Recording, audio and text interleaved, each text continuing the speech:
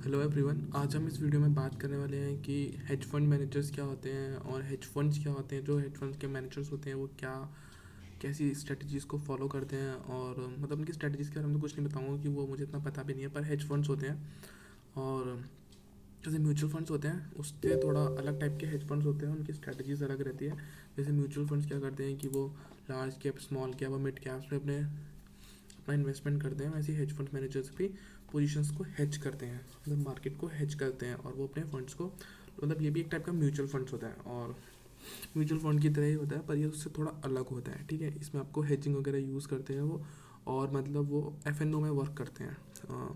तो हुआ क्या है कि एक हेज फंड मैनेजर, एक हेज फंड है मेलविन कैपिटल के नाम से। ये एक अमेरिकन है। और तो हुआ क्या, इन्होंने क्या किया, इन्होंने एक एक मार्केट में, एक स्टॉक मार्केट में एक इंस्ट्रूमेंट होता है जिसका नाम होता है शॉर्ट सेलिंग। तो इन्होंने क्या किया, उस शॉर्ट सेलिंग को यूज़ किया। शॉर्ट सेलिंग में क्या होता है, हमारे यहाँ भी शॉर्ट सेलिंग होती है, लेकिन हम क्या करते हैं, हम एफ एन ओ में करते हैं शॉर्ट सेलिंग।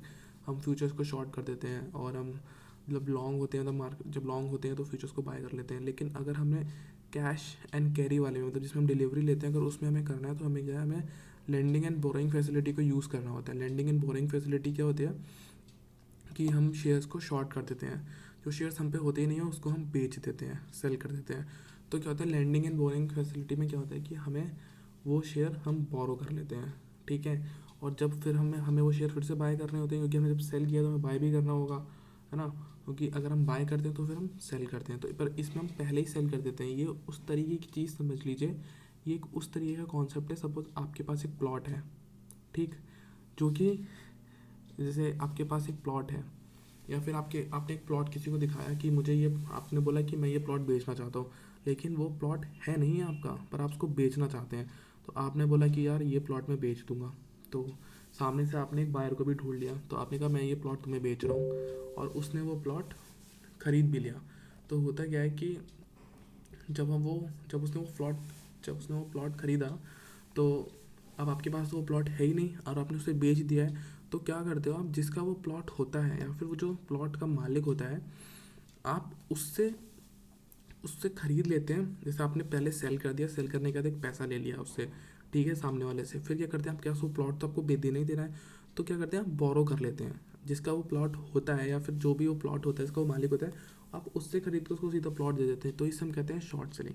तो शॉर्ट सेलिंग में इसलिए इतना होता क्या है कि आप ना पहले ही शेयर को बेच देते हैं विदाउट उसका ओनर बने। ठीक है, आप उसको बाय नहीं करते, क्योंकि पहले आप बाय करेंगे तभी तो आप उसका ओनर बनेंगे। आप पहले उसे सेल कर देते हैं। तो आपने सेल किया है तो आपको वो किसी को वो शेयर्स देने भी हैं, तो आपको वो शेयर्स बाय भी करने पड़ेंगे। जब प्राइस नीचे आता है तो हम उस शेयर को बाय करके सामने वाले को दे देते हैं। तो इससे क्या होता है, जितना भी, अगर से आपने 100 पे सेल किया है और आपने 90 पे फिर से उसे बाय करके दिया है, तो जो बीच के 10 रुपीज़ हैं वो आपका प्रॉफिट होता है। तो इसी तरीके से हेज फंड मैनेजर्स ये काम करते हैं। तो इन्होंने क्या किया, इन्होंने गेम स्टॉप, एक कंपनी है, लेट मी चेक, उसका नाम है मेलविन कैपिटल ने तो उसको शॉर्ट किया था। उस कंपनी का नाम है गेम स्टॉप। ठीक है, गेम स्टॉप, और कई टाइप के अलग शेयर्स भी उन्होंने उसमें उन्होंने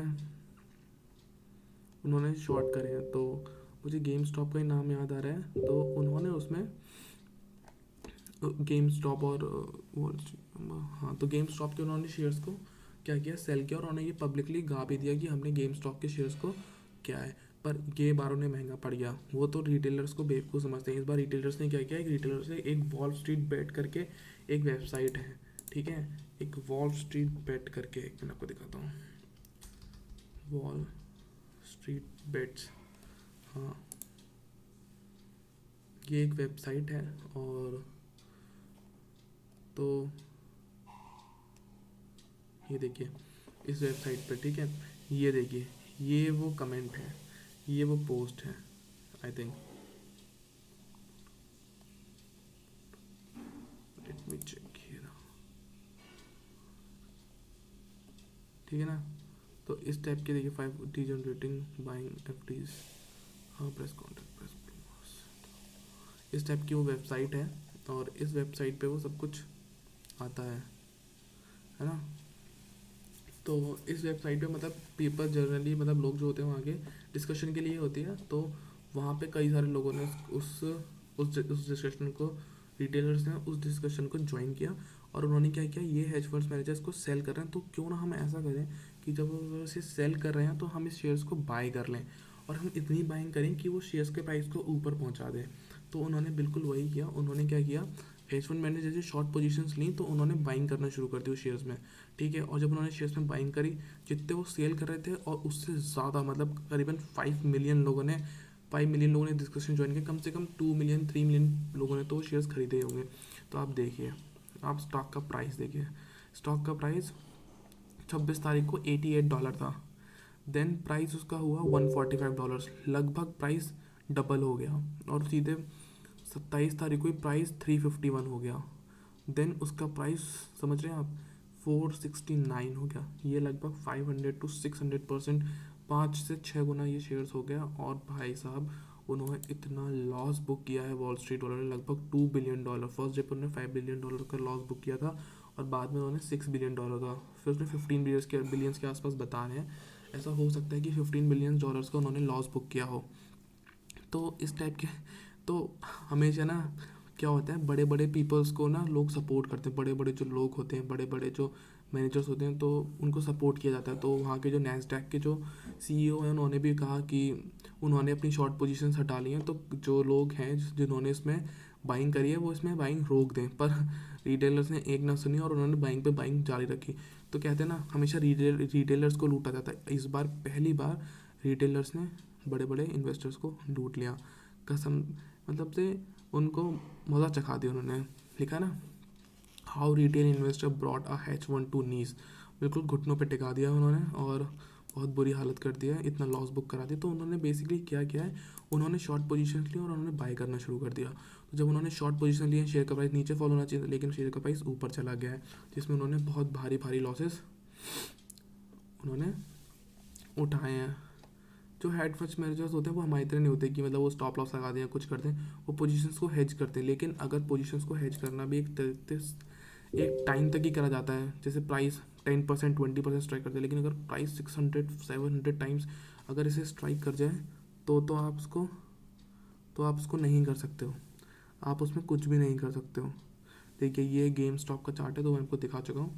तो कहते हैं ना, तो पहली बार रिटेलर्स की जीत हुई है और अब वो टाइम नहीं है, अब रिटेलर्स में भी दिमाग है, तो ऐसा नहीं करना चाहिए। और भाई साहब आपने तो एडवर्टीजमेंट कर दिया, देखिए यहाँ पे इसमें लिखा हुआ था, मेल्विन लुइस ओपनली, ये had openly advertise a short position in game stop. Short positions को उन्होंने बताया कि भैया हमने शॉर्ट पोजीशन लिए एडवर्टाइजमेंट के थ्रू। तो बताइए, ये तो इन्होंने बहुत बड़ी गलती कर दी। तो यही था इस वीडियो में, ये क्या शॉर्ट सेलिंग होती है और ये हमारे यहाँ भी हो सकती है। और कुछ लोग पूछ रहे होंगे कि वहाँ पे क्या अपर सर्किट नहीं होता ना, नेक्स्ट में क्या है, नेक्स्ट में लोअर और अपर सर्किट नहीं होता है, वहाँ कितना भी शेयर्स ऊपर जा सकते हैं, कितने भी नीचे आ सकते हैं। वो क्योंकि पता नहीं क्यों नहीं होता, जैसे हमारा तो कुछ 10% के ऊपर बाइंग के ऊपर ही लग जाता है, किसी में 5%, इसमें 10%, उस हिसाब से लोअर सर्किट से अपर सर्किट से रहता है उस हिसाब से। पर यहाँ कोई भी लोअर सर्किट या अपर सर्किट नहीं रहता है। ठीक है, आज की वीडियो में इतना ही, बाकी हम किसी और वीडियो में मिलते हैं।